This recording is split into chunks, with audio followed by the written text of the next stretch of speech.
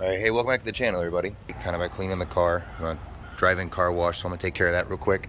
And then I'm gonna get over to the house and I'm gonna start working on the rest of the wiring for the back panel here. I've got a roll of new wire, new ground wire, and the right wires for the power and stuff over there. So I'm gonna get that wired along with the DIY board over there. So let me wash the car up, get over and get on that.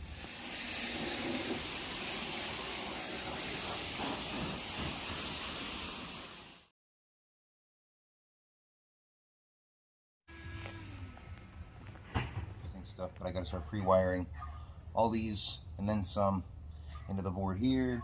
Got to do the same thing over here for this guy. So ain't nothing really to it but to do it. So we start wiring and we'll see how this goes. All right, there we go. I feel like this is a better angle. Plus I get to see the car, so that's cool. And that piece is too long still. See, like even that much, that little bit that's unshielded, that's too much to go into this little processor piece. So I need to even trim that down. And I don't want any exposed wire hanging out of this when I'm done. So I'm kind of being super particular about this.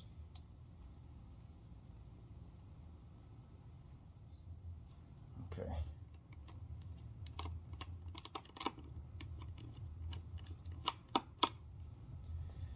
Next here we'll do these.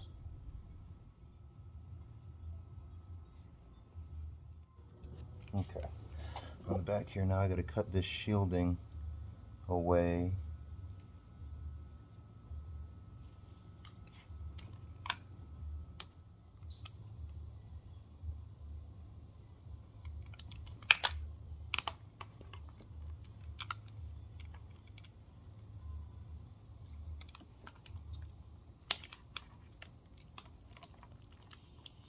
Okay. So the black, that can run up and through my slot here because that's going to be the ground, so that'll run to the ground block. The red here, I'm going to need to pop a little hole because that's going to need to pop out and just run to another hole. Decide where I want to pop this hole. Probably somewhere right up in here. Okay.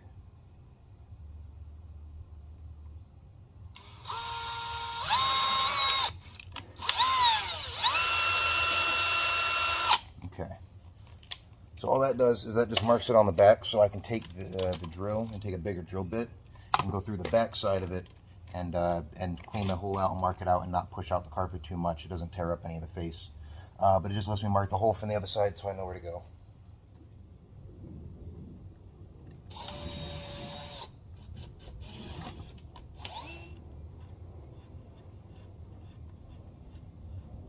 Yep, there we go, perfect. Feed this guy through. I'll have to do some management back here in a little bit, but that's going where that needs to go. Ground is where that needs to go. And remote turn on is back here, okay. I saw the camera shut off at some point. I don't remember exactly when. I'll have to go back and check. But either way, this is where I'm at for right now. I got this whole side of it wired in, all the outputs. I need to get smaller, pretty much a smaller version of these guys to go here, just because these terminals are so much smaller. Got this wired in. That's your ground, constant power, and your remote out. I have this turning on with signal from these guys, the speaker leads, and turn on the module. So that will just run to my amplifiers and turn them on. Got the ground run for that as well, along with the power coming from the converter. So the crossovers as well, they're just about wired. There they are wired. So a couple of connectors, smaller ones to throw these on here, and a ring terminal for that guy. And this piece will be pretty much done and ready to be final installed.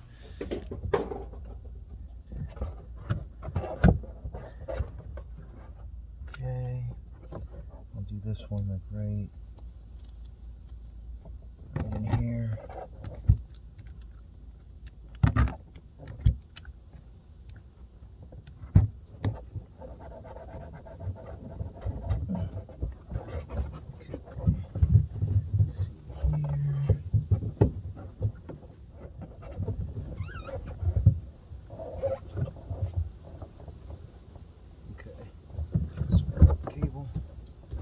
least up to here.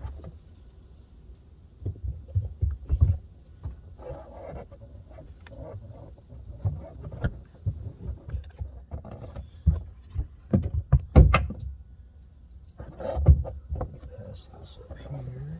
So got the wire pulled through here. It's going up to the front of the trunk now. I gotta pop a hole. Okay.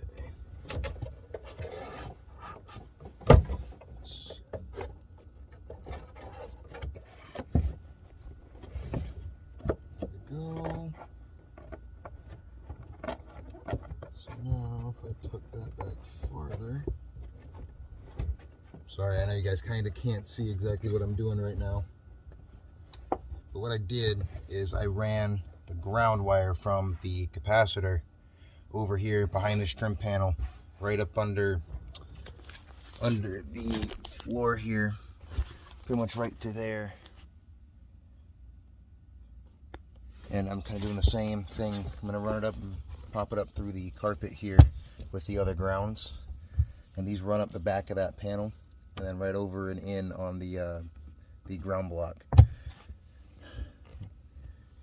So let me get back at it and we'll see how this comes together. Okay. Let's see, is this big enough just to get the next one through?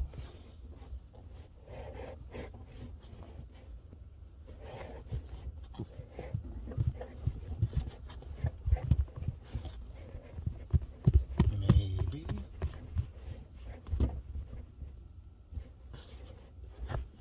No, I'll have to just open it up a touch. Do I have the knife in here? I do. There we go.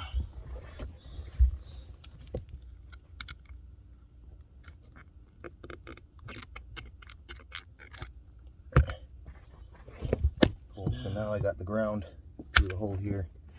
It still sits relatively flat. I can align these a little bit more. I got to pull what looks like another 6 inches, 7 inches or so of wire through for the ground. Let me see, is that up in the panel here, or are we pretty much pulled top?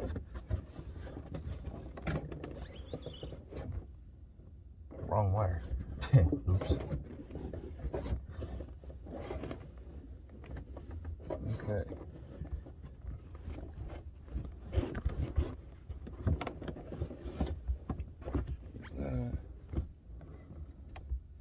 And that, there we go.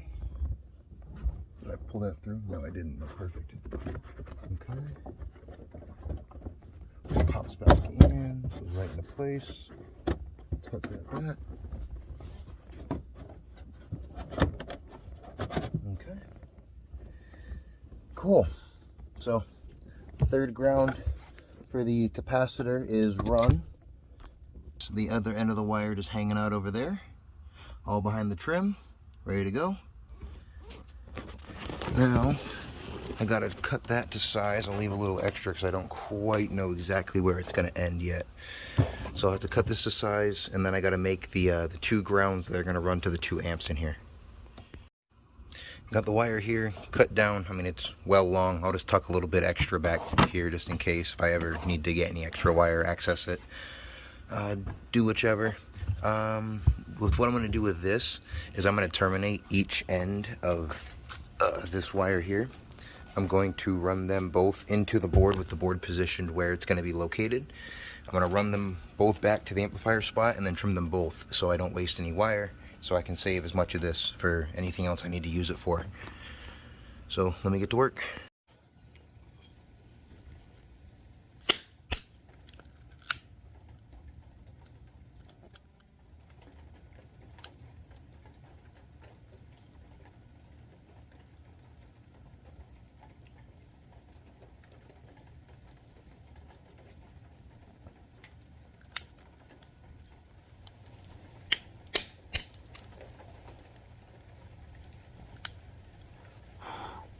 Cool. Those are made. Okay, so I got the 2 runs for the amp. They're still connected behind the panel, but I got these guys terminated on both ends and run through the right spot. So just to locate everything, I'm going to put 2 bolts in These need to go.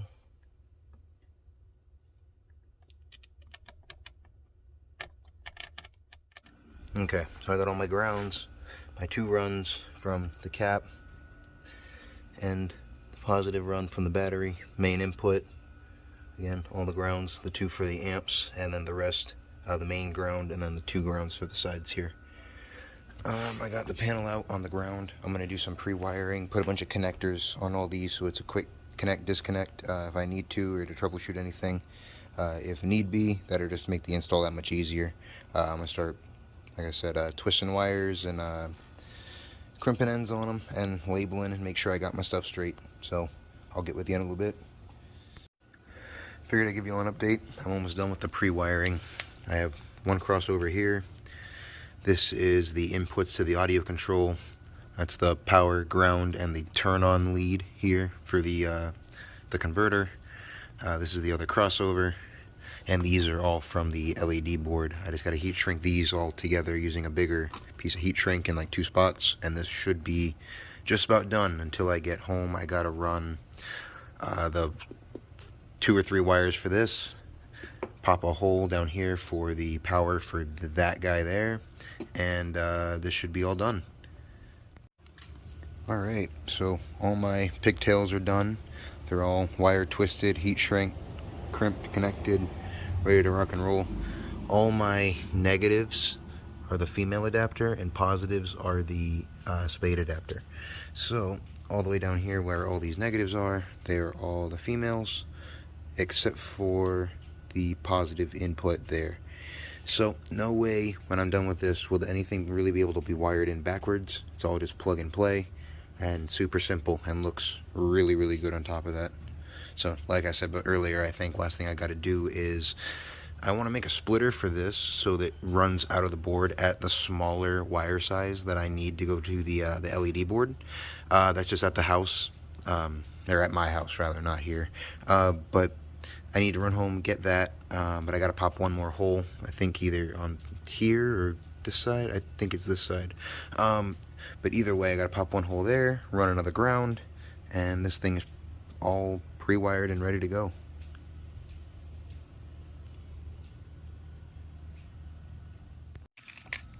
Alright, so I got all these wired, held in with wire ties. Everything's labeled accordingly to what it should be. These are the inputs to the audio control. These are the ins and outs of the crossovers. These are all the LED runs, and they're all labeled. So everything's secured, ground, remote wire that'll jump onto the amps. That one's just running direct to the little processor. So this will be just for turning on the amps.